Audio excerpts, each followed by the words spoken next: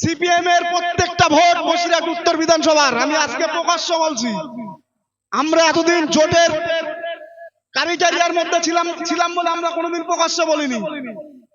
CPM এর বামফ্রন্টের সঙ্গে আমরা যে জোট করেছিলাম 21 সালে বসিরহাট উত্তর বিধানসভায়, বামফ্রন্টের পক্ষ থেকে প্রতিটা ভোট বিজেপি কে বামফ্রন্ট করিয়েছিল। সেই জন্য বসিরহাট উত্তর বিধানসভায় বিজেপি 40-47 হাজার ভোট পেয়েছিল।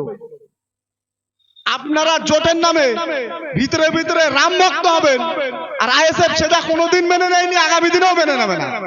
আইএসএফ 24 সালে দাঁড়িয়ে আপনাদেরকে দেখিয়ে দিতে চাই। আইএসএফ বিভিন্ন জায়গা থেকে একটা প্রশ্ন আমাদের মাঝখানে আসছে, সেটা হলো রাজ্য স্তরে জোট নিয়ে, যে আইএসএফ 2021 সালে আমরা দেখেছি আইএসএফ সংযুক্ত মোর্চায় লড়াই করছিল। 2024 সালে এসে আমরা দেখতে পাচ্ছি আইএসএফ সংযুক্ত মোর্চায় নেই। প্রথমত আপনাদের এখান থেকে বসিরহাট উত্তর থেকে যে সমস্যার সম্মুখীন আমাদের হতে হচ্ছে, আমরা সেটাকে আপনাদেরকে ক্লিয়ার করে দিচ্ছি। জোটের পক্ষে কিন্তু আমরা এখনো আছি, জোটের পক্ষে। আমরা ইন্ডিয়ান সেকুলার ফ্রন্ট, বিজেপি এবং তৃণমূলের বিরুদ্ধে শক্ত রাজনৈতিক ছাতা তৈরি করার পক্ষে 21 সালে কিন্তু আমরা জোট করেছিলাম, 24-এও জোটের পক্ষে ছিলাম।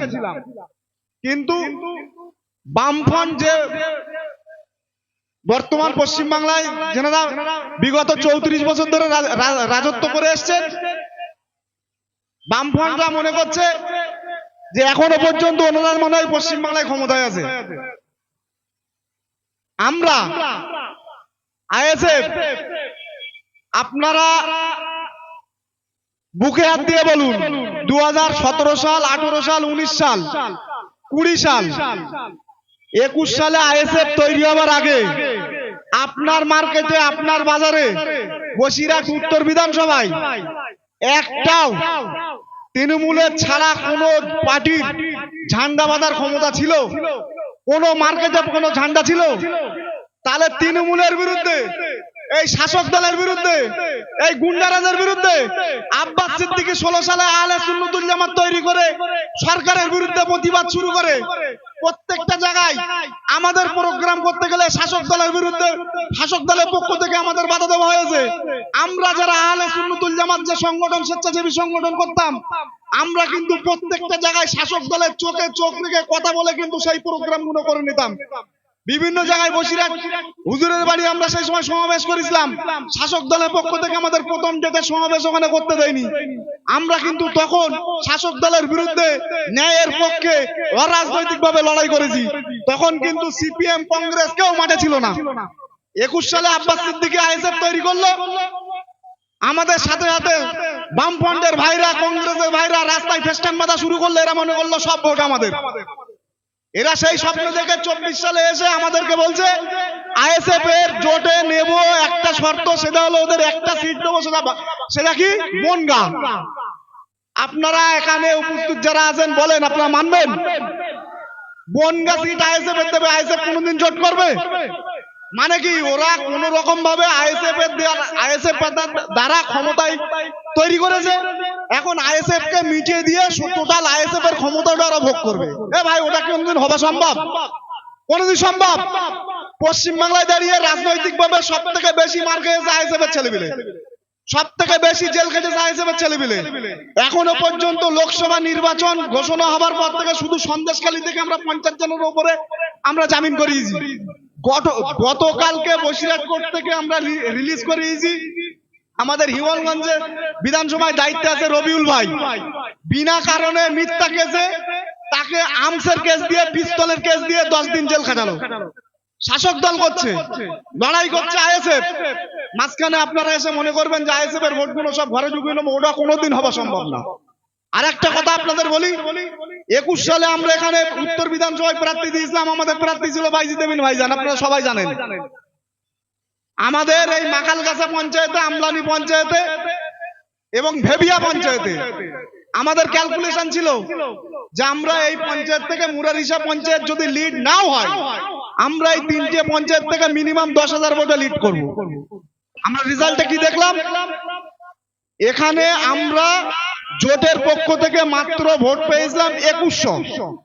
ভালো করে বুঝবেন, জোটের পক্ষ থেকে আমরা এখানে ভোট পেয়েছিলাম 21 সালে 2100 ভোট পেয়েছিলাম। তাহলে এই পঞ্চায়েতের 14,000 ভোটের মধ্যে সিপিএম যে বামফ্রন্ট, সিপিআই, সিপিএম সহ যে বামফ্রন্টের শরিক দল আমাদের সঙ্গে জোট করেছিল, সেই ভোটগুলো কোথায় গেল? এখানে 21 সালে ভোট পেয়েছিল বিজেপির পক্ষ থেকে 3,500, যেটা কোনোদিনই সম্ভব না। 3,500 বিজেপি ভোটটা পেয়েছে কোথা থেকে? আর বামফ্রন্ট বন্ধুদের ভোটটা গিয়েছিল কোথায়? প্রত্যেকটা জায়গায় আপনাদেরকে বলি, সিপিএম এর প্রত্যেকটা ভোট বসিরহাট উত্তর বিধানসভার, আমি আজকে প্রকাশ্য বলছি, আমরা এতদিন জোটের কারিটারিয়ার মধ্যে ছিলাম বলে আমরা কোনোদিন প্রকাশ্য বলিনি।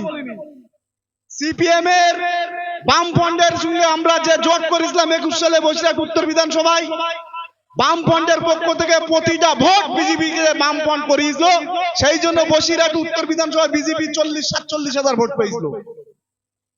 আপনারা জোটের নামে ভিতরে ভিতরে রাম ভক্ত হবেন, আর আইএসএফ সেটা কোনোদিন মেনে নেয়নি, আগামী দিনেও মেনে নেবে না। আইএসএফ 24 সালে দাঁড়িয়ে আপনাদেরকে দেখিয়ে দিতে চাই আইএসএফ একা লড়তে পারে, এবং বসিরহাট লোকসভা কেন্দ্র থেকে আইএসএফ নিজের ক্ষমতায় লড়ে আখতার রহমান বিশ্বাসকে পার্লামেন্টে পাঠাবে, এ ওয়াদা বসিরহাটের মানুষ করছে। সুতরাং আপনাদেরকে অনুরোধ করব, আপনারা আপনাদের মূল্যবান ভোটটা নষ্ট করবেন না। আপনাদের 3টে জিনিস আমি বলি।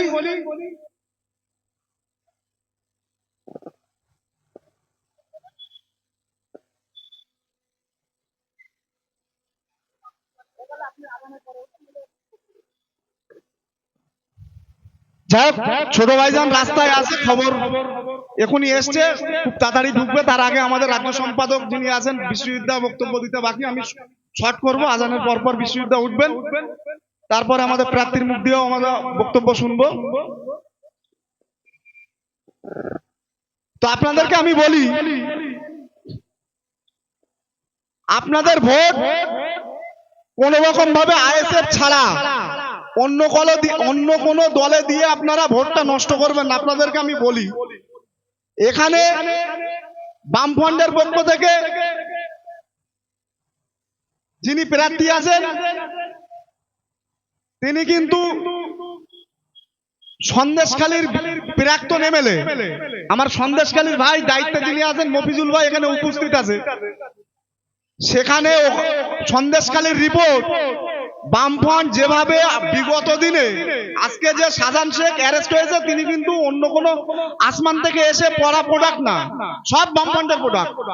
বামফ্রন্টের প্রোডাক্ট, ক্ষমতা রাজ্য সরকার চেঞ্জ হয়েছে, সেই মোস্তানি চেঞ্জ করার জন্য কালার চেঞ্জ করেছে, গায়ের জার্সি চেঞ্জ করেছে। মোস্তান বলে একই ঘরের, বামফ্রন্টের মোস্তান। এখনো পর্যন্ত মফিজুল ভাইয়ের রিপোর্ট আছে যে ওখানে বামফ্রন্টের পক্ষ থেকে 10,000 ভোট পাবে না। মানুষ সিপিএম কে চাইছে না, বাংলার মানুষ নতুন দল চাইছে। আপনি বিজেপি কে ভোট দেবেন? বাংলার ভারতবর্ষের সব থেকে বড় সাম্প্রদায়িক দল যদি থাকে সেটার নাম বিজেপি। এখনো পর্যন্ত ভারতবর্ষের মধ্যে স্বাধীনতার পর থেকে 14 বছরে যতটা সাম্প্রদায়িক দাঙ্গা লাগিয়েছে, স্বাধীনতার পর থেকে ভারতবর্ষে অতটা সাম্প্রদায়িক দাঙ্গা ভারতবর্ষে লাগেনি। সেটা বিজেপি সরকার দ্বারা, বিজেপি দ্বারা সম্ভব হয়েছে। সুতরাং আমরা বসিরহাটের মানুষ, শান্তিপ্রিয় মানুষ, আমরা সাম্প্রদায়িক শক্তি চাই না। সুতরাং আমরা কোনোদিন বিজেপি সমর্থন করতে পারবো না। আপনাদের ভোটটাও বিজেপি নামক সাম্প্রদায়িককে ভোট দিয়ে আপনাদের ভোটটাও নষ্ট করবেন না, এই আশা আপনাদের কাছে রাখতে পারি। শাসক দলের কথা বলি, দেখুন শাসক দলে বর্তমান যা পরিস্থিতি, আপনি যদি শাসক দলের নেতাদের চোর বাদ দেন, আপনি ভালো মানুষ খুঁজে পাবেন না। আপনি শাসক দলের নেতাদের যদি চোরের লিস্ট করেন, আপনি ভালো মানুষ শাসক দলে খুঁজে পাবেন না। চোরের কোয়ালিটি বুথ স্তরে যে নেতৃত্ব দেয়, সে বুথ স্তরের চোর। যে পঞ্চায়েত স্তরের নেতৃত্ব দেয় সে পঞ্চায়েত স্তরের চোর, যে বিধানসভা স্তরের নেতৃত্ব দেয় সে বিধানসভা স্তরের চোর। মানে যার কোয়ালিটি যত বড় সে তত বড় চোর। সুতরাং আপনাদের টাকা, আমাদের টাকা, আমাদের হকের টাকা, আমাদের ট্যাক্সের টাকা কিন্তু ওরা চুরি করছে আর বাড়ির খাটের তলায় টাকার গোডাউন তৈরি করছে। আমরা যদি এই সরকারকে পশ্চিমবাংলা থেকে উৎখাত না করতে পারি, আগামী দিনে আপনার যে বাচ্চা, আপনার ঘরে যে সন্তান জন্মাবে, আজকে পশ্চিমবাংলায় দাঁড়িয়ে 7 লক্ষ কোটি টাকা পশ্চিমবাংলা দেনদার। পশ্চিমবাংলা রিজার্ভ ব্যাংক থেকে দেনা নিয়েছে এই গত 14 বছরের মধ্যে 5.5 লক্ষ কোটি টাকা। বামফ্রন্ট চলে যাওয়ার সময় পশ্চিমবাংলার দেনা ছিল 1.5 লক্ষ কোটি টাকা, 1,55,000 কোটি টাকা। আজকে সেই দেনাটা দাঁড়িয়েছে 7 লক্ষ কোটি টাকা। মানে আপনি জানলে অবাক হবেন, আমাদের পাশের রাষ্ট্র বাংলাদেশ, বাংলাদেশে পুরো দেশ চালিয়ে ওদের দেনা হলো, রিজার্ভ ব্যাংকের দেনা হলো 5 লক্ষ কোটি টাকা। সামান্য শুধুমাত্র ভুল সিদ্ধান্তের জন্য, বাংলার এই অপদার্থ মুখ্যমন্ত্রীর ভুল সিদ্ধান্তের জন্য বাংলা আজকে 7 লক্ষ কোটি টাকায় দেনায় জর্জরিত। আপনার ঘরে যে সন্তানটা জন্মাচ্ছে, আজকের দিনে জন্মালে 65,000 টাকা দেনা মাথায় নিয়ে সে জন্মাচ্ছে। আপনি যদি এই সরকারকে আর 5টা বছর সুযোগ দেন, পুরো পশ্চিমবাংলার যে মূল্য, পশ্চিমবাংলাটা বিক্রি করলে যে দাম হবে, সেই দামটা কিন্তু রিজার্ভ ব্যাংক বলেন যেখান থেকে ধার পায়, দেনা পায়, সেখানে কিন্তু প্রফিট করে নেবে।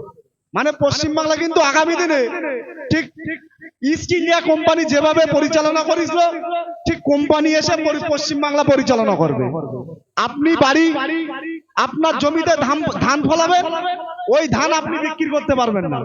ওই ধান আদানি, আম্বানি এই কোম্পানিরাই আপনাদের এই কোম্পানিদের কাছে তুলে দিতে হবে। আপনার যদি বাজার মূল্য 10 টাকা থাকে, আপনাকে 5 টাকা দেবে, 5 টাকা ট্যাক্স বাবদ কাটবে, আপনার সেটা মেনে নিতে হবে। কারণ পুরো পশ্চিম বাংলাটাই কিনে নিচ্ছে ওরা। সুতরাং এই সরকারকে কোনো মতে আর চুল পরিমাণে সময় দেওয়ার, সুযোগ দেওয়ার অবকাশ বাংলার মানুষ রাখে না।